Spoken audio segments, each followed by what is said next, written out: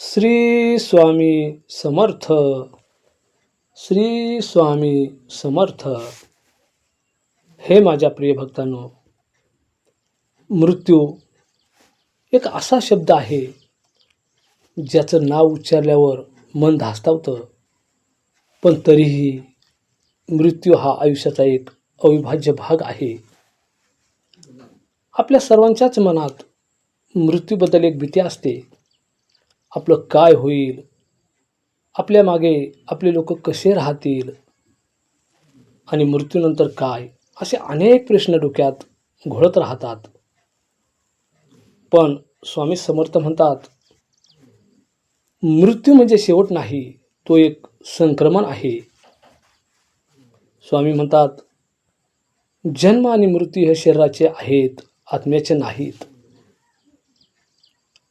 स्वामी समर्थ महाराजांनी नेहमीच सांगितलं की तू कोण आहेस हे समजून घे. तू हे शरीर नाहीस, तू आत्मा आहेस, अमर चिरात्मा आहेस. म्हणून जेव्हा शरीराचा अंत होतो तेव्हा आत्मा पुढच्या प्रवासाला निघतो. जसं एक जुना कपडा टाकून नवीन कपडा घालतात आणि घातला जातो, तसा आत्मा एक शरीर सोडून दुसरं धारण करतो. स्वामी म्हणतात, मृत्यू हा केवळ देहाचा निरोप आहे, आत्मा तर चिरंजीव आहे. स्वामी समर्थ आपल्या शिष्यांना शिकवतात की मृत्यूला घाबरू नका, त्याचा स्वीकार करा. ज्याप्रमाणे सूर्य मावळतो आणि पुन्हा उगवतो, तसंच आपलंही यात्रा आहे, एक चक्र ज्यात मृत्यू हे केवळ एक टप्प्याचं नाव आहे.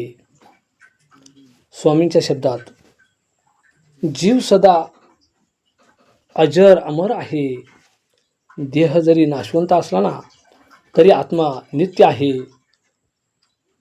स्वामी समर्थांच्या शिकवणीनुसार मृत्यू म्हणजे देहाचं संपणं आणि आत्मा भानाची सुरुवात.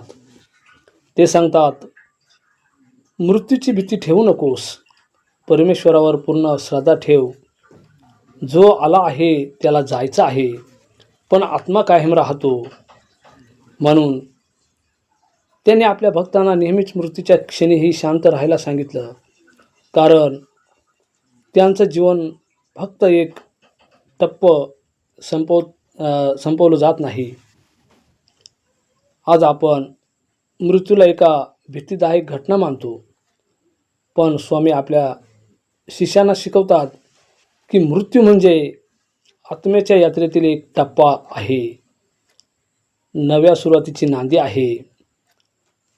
तर चला, मृत्यूला भीतीने नव्हे तर समजूतदारीने आणि श्रद्धेने, आत्मिक शांतीने पाहूया. कारण जिथे स्वामींचे दर्शन आहे तिथे मृत्यूही मोक्षाचा मार्ग होतो.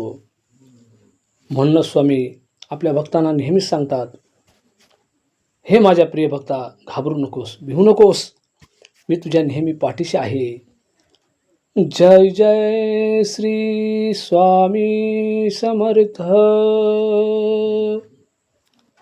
जय जय श्री स्वामी समर्थ.